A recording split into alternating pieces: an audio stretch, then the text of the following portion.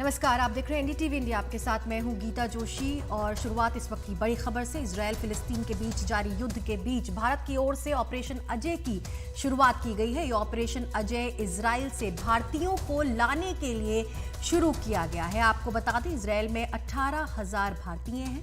उन्हें लाने के लिए स्पेशल चार्टर फ्लाइट का इंतजाम किया गया है। गुरुवार से इस ऑपरेशन की शुरुआत हो रही है।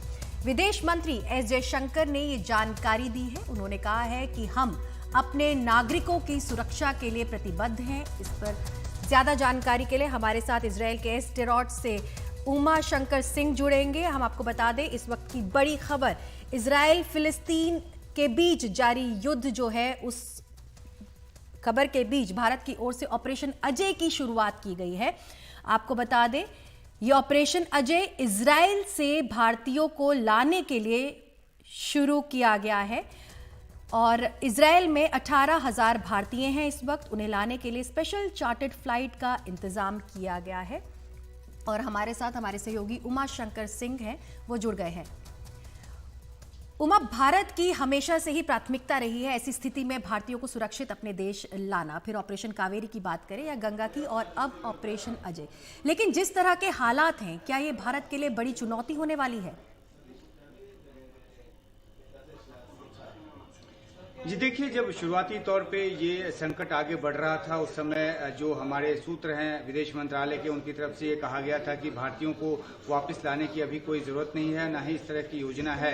लेकिन अभी अभी ये जानकारी सामने आई है और विदेश मंत्री के ट्वीट के जरिए ये जानकारी सामने आई है कि ऑपरेशन अजय जो है उसकी शुरुआत हो रही है। अभी हमने कुछ लोगों से बात करने की कोशिश की कि कितने भारतीयों को पहली खेप में वापस ले जाया जाएगा, तो हमें जो पुख्ता तौर पर जानकारी नहीं मिली, लेकिन ये बताया गया कि तकरीबन 150 से 200 या 250 भारतीय जो हैं उनको ईमेल किया गया है और जो पहली चार्टर फ्लाइट कल आएगी उसमें उन भारतीयों को वापस लेकर जाया जाएगा। आपने कहा कि 18,000 भारतीय यहाँ पर हैं। जाहिर सी बात है कि 18,000 भारतीयों को वापस ले जाने के लिए एक लंबे सिलसिले की जरूरत होगी और एक लंबे ऑपरेशन की जरूरत होगी। तो ये देखना है कि ये फैसला जो लिया गया है उसकी पृष्ठभूमि आखिर क्या है।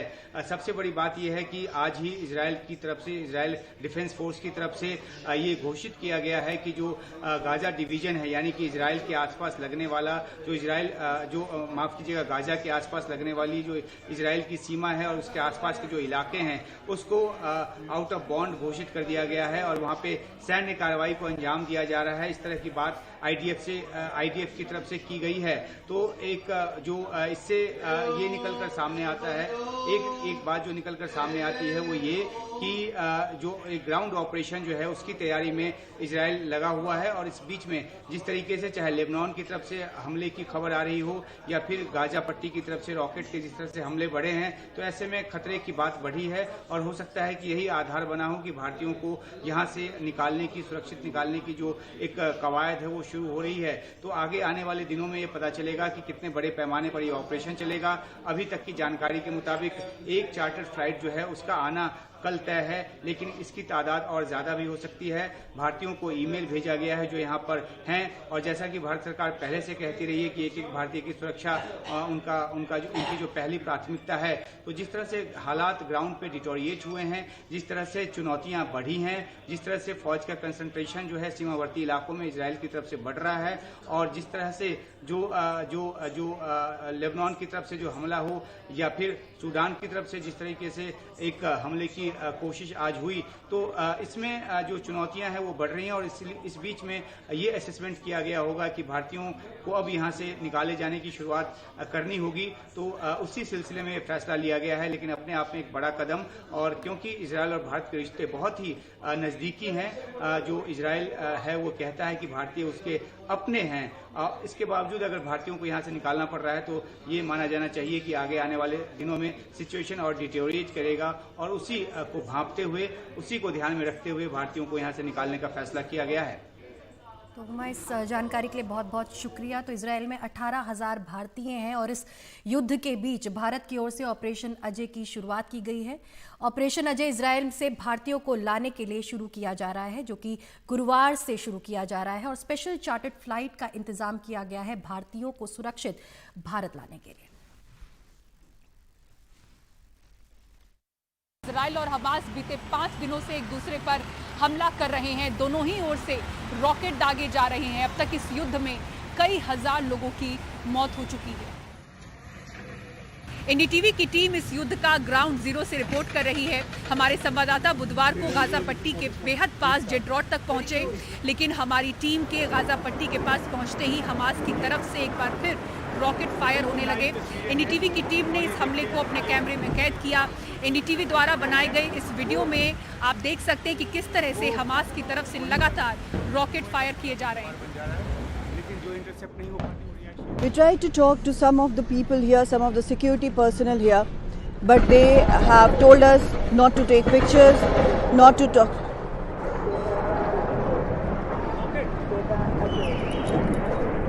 What? अंदर अंदर।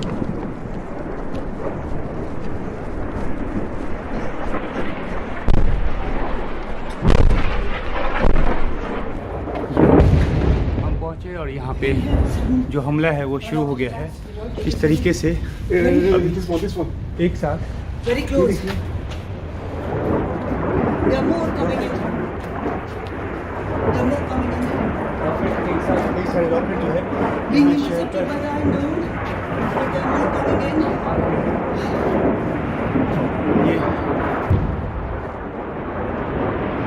ये बिल्कुल लाइव तस्वीरें हैं और ये देखिए ये जहाँ जो इंटरसेप्ट हो रहे हैं वो वहीं पर धुएं का छोटा सा गुबार बन जा रहा है, लेकिन जो इंटरसेप्ट नहीं हो पाते वो रिहायशी इलाकों में गिरते हैं। और ये देखिए किस तरीके से यहाँ जो है ये बिल्कुल लाइव तस्वीर यहाँ हम शूट कर रहे थे और उसी बीच में ये होना शुरू हो गया। और ये जेड्रॉट है जो कि जैसा कि मैं बता रहा था कि ये इलाका जो है बिल्कुल सीमा के करीब है। गाजा पट्टी से तकरीबन 2500-2700 फीट की दूरी पर इसकी सीमा लगती है और यहाँ रिहायशी इलाका जो है वो बिल्कुल सन्नाटे में है। काम चल रहा था वो भी इस रॉकेट हमले के बाद जो है वो बंद हो गया है और यहाँ जो है ये खतरे वाली स्थिति। और इंटरनली भी यहाँ पर ये भी माना जाता है कि हमास के आतंकवादी मौजूद हैं सड़कों पर और वो कभी भी कहीं पर भी घात लगाकर हमला कर सकते हैं। तो बहुत खतरे वाली जगह, लेकिन ये जगह दिखाना ज़रूरी था क्योंकि यहीं से जो आतंकवादी हैं उन्होंने अपना बड़ा हमला शुरू किया था और अभी भी गाजा पट्टी की तरफ से लगातार रॉकेट के हमले का जो निशाना है वो ये शहर बन रहा है। जेड्रॉट से उमाशंकर सिंह, एनडीटीवी इंडिया। क्या एक महिला को 26 हफ्ते के गर्भपात की इजाजत दी जा सकती है? एम्स की रिपोर्ट के बाद दोनों महिला जजों की राय बंट गई है। अब इस मामले को सीजेआई के पास भेजा गया है। देखिए क्या है पूरा मामला। एक ऐसी जान के लिए सुप्रीम कोर्ट दुविधा में है। एम्स ने कहा है कि 26 हफ्ते के भ्रूण में जीवन के लक्षण हैं। गर्भपात कैसे करें? इस पर दो महिला जजों की राय बंट गई है। जस्टिस सीमा कोहली ने कहा कि अब मेरा न्यायिक विवेक गर्भपात की इजाजत नहीं देता। ये एक अजन्मे बच्चे के अधिकार को छीनेगा। अगर एम्स की रिपोर्ट पहले आई होती तो गर्भपात का आदेश नहीं देते। वहीं जस्टिस बीवी नागरत्ना ने कहा, महिला की इच्छा का सम्मान करना चाहिए। मैं गर्भपात करने के अपने पहले के फैसले पर कायम हूँ। दरअसल 9 अक्टूबर को सुप्रीम कोर्ट ने एक विवाहित दंपति को 26 हफ्ते के भ्रूण के गर्भपात की इजाजत दी थी, लेकिन केंद्र ने फैसले को वापस लेने की मांग की। सीजेआई डीवाई चंद्रचूड़ ने गर्भपात पर रोक लगा दी और मामले को फिर से सुनवाई के लिए भेज दिया। केंद्र ने अदालत में कहा है कि एम्स के मुताबिक भ्रूण में जीवन के अंश हैं। गर्भपात का अधिकार संपूर्ण नहीं है। बच्चे को बाद में गोद दिया जा सकता है। गर्भपात के आदेश को वापस लिया जाए। कानून के अंतर्गत 24 हफ्ते तक की प्रेगनेंसी को टर्मिनेट करने के लिए आप डायरेक्टली अप्रोच कर सकते हैं मेडिकल हॉस्पिटल्स को। उसके बियॉन्ड जो भी प्रेगनेंसी को टर्मिनेट करने की बात आती है, उसको आप अपने अधिकार के तौर पर नहीं करवा सकते टर्मिनेट प्रेगनेंसी को, लेकिन आप कोर्ट को अप्रोच कर सकते हैं, अदालत को अप्रोच करके, और अदालत से आप रिक्वेस्ट कर सकते हैं और अदालत तथ्यों और परिस्थितियों को देखते हुए किसी भी प्रेगनेंसी को टर्मिनेट करने की इजाज़त दे सकती है। फिलहाल अब फैसला 3 जजों की बेंच को करना है। ये मामला अब तक सुप्रीम कोर्ट में आए मामलों से बिल्कुल अलग है। एम्स की रिपोर्ट ये कहती है कि बच्चे में जीवन के लक्षण हैं। अब सुप्रीम कोर्ट इस दुविधा में पड़ गया है कि जो बच्चा धरती पर आंखें खोल सकता है उसे इस अधिकार से वंचित कैसे किया जाए। नई दिल्ली से आशीष भार्गव, एनडीटीवी इंडिया।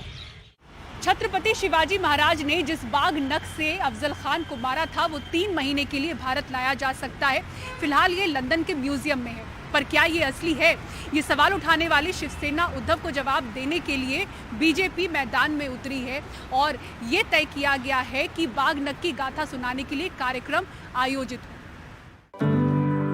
छत्रपति शिवाजी महाराज के बाघ नख भारत लाया जाना है। महाराष्ट्र सरकार और लंदन के विक्टोरिया अल्बर्ट म्यूजियम के बीच करार हो चुका है, लेकिन महाराष्ट्र में इन बाघ नखों को लेकर सियासत थमने का नाम नहीं ले रही। इसकी असलियत पर सवाल खड़े करने वाले आदित्य ठाकरे को जवाब देने के लिए बीजेपी ने व्याख्यान का आयोजन करने का ऐलान किया है। बीजेपी ने आरोप लगाया कि शिवसेना यूबीटी केवल एक वर्ग के वोट पाने के लिए सवाल खड़े कर रही है। जैसे ही एग्रीमेंट किया वैसे ही उबाटा के कुछ लोगों के पेट में दर्द होना शुरू हुआ। असत्य और विपर्यास को फैलाना कार्यक्रम शुरू हुआ और इसके लिए ऐसे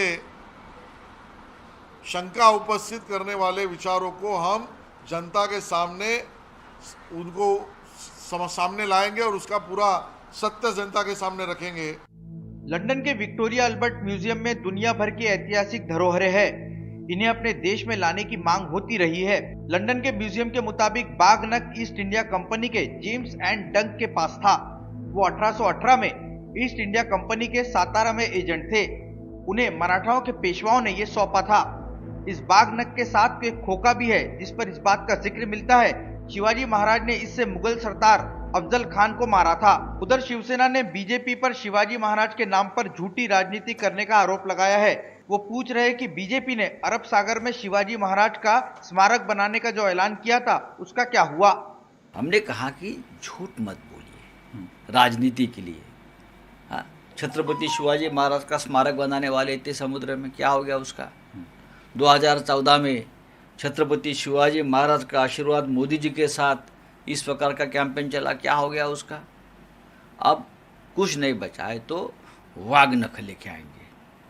भाई लेके आइए, वो वाघ नख लेकर आप पहले जो चाइना घुस गया ना लद्दाख में, छत्रपति शिवाजी महाराज ने जैसे अफजल खान को मार दिया वैसे चाइना को मारो। शिवाजी महाराज के ऐतिहासिक बाघ नख को लेकर न सिर्फ महाराष्ट्र बल्कि देश की भावनाएं जुड़ी हुई है और यही वजह है कि इसको लेकर बीजेपी और उद्धव ठाकरे गुट आमने सामने है। आखिर सवाल विरासत का है और यही वजह है कि बाघ नख से बड़ी क्या विरासत हो सकती है। मुंबई से कैमरा पर्सन प्रवीण जी रोहित के साथ रौनक कुकड़े, एनडीटीवी इंडिया के लिए। एशियाड में मेडल जीतने वाले खिलाड़ियों को सेना प्रमुख जनरल मनोज पांडे ने सम्मानित किया। आपको बता दें कि सेना के 60 जवान एशियाड में शामिल हुए थे। 20 मेडल उन्होंने अपने नाम किए जिनमें 3 गोल्ड मेडल शामिल हैं।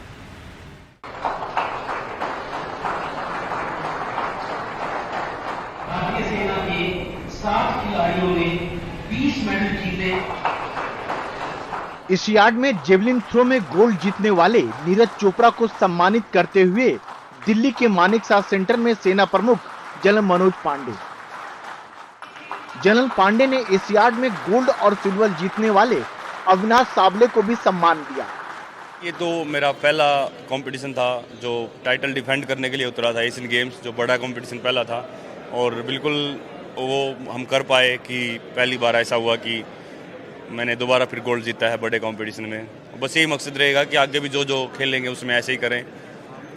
पर अच्छा लगता है जी, सभी को एक उम्मीद होती है कि मैं करूँगा अच्छा और मैं जीत जाऊँगा, तो अच्छा लगता है और मैं कोशिश करता हूँ कि अच्छी तैयारी करके जाएँ और वो जो भी कोशिश करके जाते हैं कि जीत के आना है दोबारा से वो करें। पिछले कुछ सालों तक एथलेटिक्स में ऐसे सोचते थे कि इसमें तो कोई मेडल का होप ही नहीं है ओलंपिक्स या वर्ल्ड लेवल पे, तो वो चीज़ चेंजेस आए हैं क्योंकि पिछले कुछ सालों में एथलेटिक्स में मतलब जो एथलेटिक्स का परफॉर्मेंस है वो बहुत अच्छे से मतलब इम्प्रूव हो रहा है। लेकिन अच्छा लगता है कि हम अपने आने वाले एथलीट्स के लिए एक मतलब टारगेट सेट कर रहे हैं जिससे उनके मतलब एक माइंड में चेंज हो सकता है कि हम भी कर सकते हैं। अगर हमारा कोई एथलीट ने इस टाइम को मतलब बीट किया है, इतना टाइमिंग में ये किया है या मतलब कोई भी गोल सेट किया है तो हम भी कर सकते हैं। ये खिलाड़ी खुद तो लगातार मेहनत और अभ्यास करते रहते हैं, सेना भी उन्हें बेहतर ट्रेनिंग और संसाधन मुहैया कराती रही है। यही वजह है इनके प्रदर्शन में लगातार सुधार हो रहा है। 2018 में इंडोनेशिया में हुए एशियाड में सेना के खिलाड़ियों ने 13 मेडल जीते थे, जो इस बार बढ़कर 20 हो गए हैं। साथ में आप लोगों को मैं ये भी आश्वासन दिलाना चाहता हूँ कि मुझे पता है भारत सरकार की ओर से, आपके फेडरेशन की ओर से और इंडियन आर्मी की ओर से और हमारे स्पोर्ट्स कंट्रोल बोर्ड से जो भी सहायता, जो भी गाइडेंस, जो भी असिस्टेंस आप लोगों को लगेगा, वो या तो इक्विपमेंट के बारे में हो, फॉरेन कोचेस के बारे में हो, फॉरेन एक्सपोजर के बारे में हो, इन सब चीज़ों का ना ही सिर्फ हम ध्यान रखेंगे और आप लोग को इन सब एरियाज में पूरी तरह से सपोर्ट भी करेंगे, एनकरेज भी करेंगे। इस यार्ड में तिरंगा लहराने वाले खिलाड़ी भी मानते हैं कि उनके बेहतर प्रदर्शन के पीछे सेना का बड़ा योगदान है। जब से मेरी एमपी अकेडमी छोड़ी और मैंने आर्मी ज्वाइन की है 1 साल से, तो 1 साल से पूरा जो शूटिंग का सपोर्ट है वो आर्मी कर रही है, क्योंकि जिस तरीके से मेरे इक्विपमेंट्स जो आते हैं, शूटिंग एक तो बहुत एक्सपेंसिव है, तो सारा आर्मी मेरा उठा रही है। अभी गन से लेके कारतूस तो आर्मी मेरा सपोर्ट कर रही है। सेना का सर बहुत सबसे पहली चीज़ है कि वो हमारे को एकदम भी जीरो डिस्टर्ब करते हैं कि आप फ्री माइंड रहो और अपनी ट्रेनिंग करो, बस ट्रेनिंग पे फोकस करो। हमारे को फॉरेन कोच भी हायर कर रखा हमारे लिए, रशियन, तो ऑलमोस्ट हर चीज़ हमें सोचने से पहले ही मिल जाती है। सरहद पर हिफाजत में जुटी सेना खेलों में पहले भी अपना परचम लहराती रही है।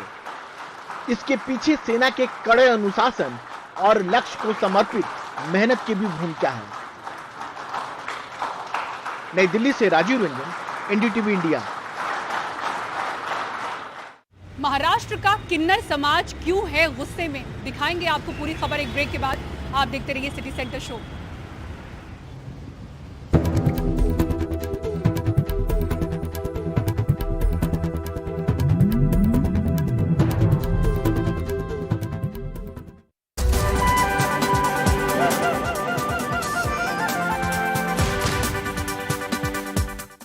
बीते साल अदालत के ग्रीन सिग्नल के बाद महाराष्ट्र के किन्नर समाज में खाकी वर्दी पहनने की उम्मीद जगी थी। उनके लिए 12 रिक्त पद भी रखे गए।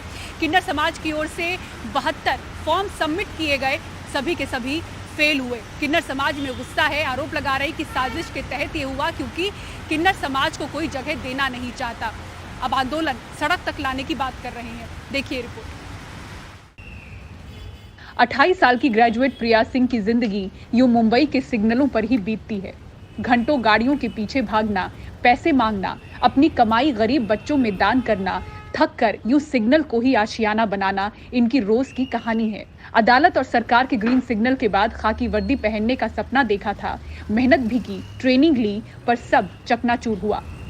10 दिसंबर 2022 को महाराष्ट्र गवर्नमेंट ने अलाउड किया था हमारा फॉर्म भरने का, और 15 दिसंबर 2022 को ही उन्होंने ख़त्म कर दिया। आई मीन कि सिर्फ 5 डेज हमें मिले, लेकिन हमें यह ऐसे लगता था कि जो पुलिस वाले लोग हम लोग को कुछ भी होता है मारने या किसी चीज़ के लिए आते हैं, तो हमने ये सोचा था कि अब हम जनता की सेवा करेंगे। लेकिन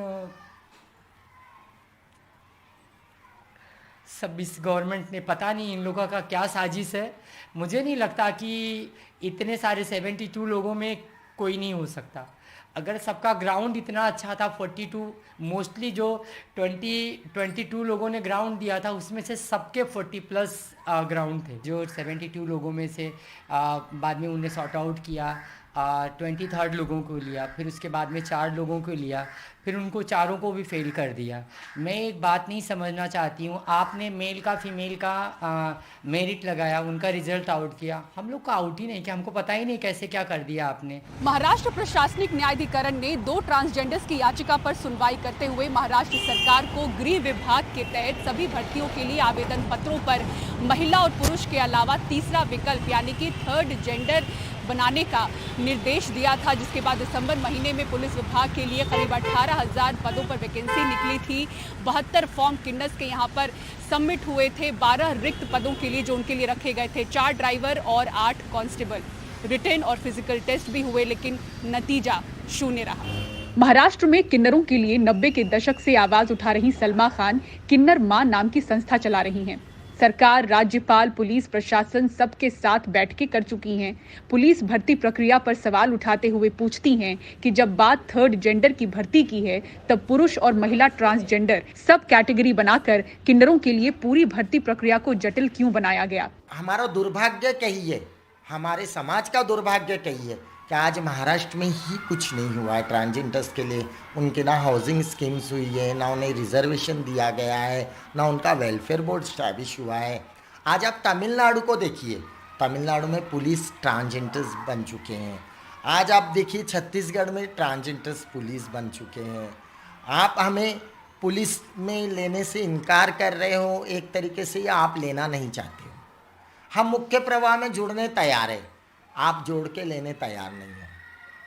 फैमिली ने हमें इसी कारण ठुकराया कि हम एक अलग बॉडी में अलग जेंडर लेकर पैदा हो गए, तो उन्हें ये स्वीकार नहीं था कि भाई ये आप किन्नर हो, आपके वजह से हमारे को लोग हंसेंगे, हमारे बच्चों के भविष्य का क्या होगा। आपने आपके बच्चों का भविष्य सोचा, लेकिन हम भी आपके बच्चे, आपने हमारा भविष्य नहीं सोचा।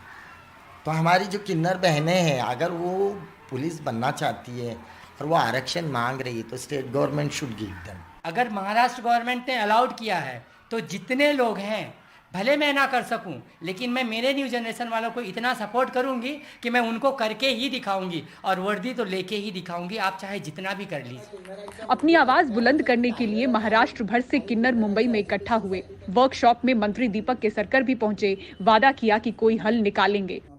उनकी जो बातें हैं वो सुननी चाहिए, इसलिए अभी तो मेरी कैबिनेट है, कैबिनेट जाके मैं वापस आ जाऊंगा और उनकी जो भी कहना है सुन के उनको न्याय देने के लिए। इस मुद्दे को लेकर महाराष्ट्र भर में किन्नर समाज 3 वर्कशॉप कर चुका है, सभाएं चल रही हैं, बैठकें हो रही हैं, आश्वासन दिए जा रहे हैं, लेकिन इनकी मांग है कि अगली भर्ती से पहले जो जटिल प्रक्रिया है भर्ती की उसे सरल बनाया जाए और इनकी मांग मुताबिक किया जाए, नहीं तो आंदोलन लेकर ये सड़कों पर उतरेंगे।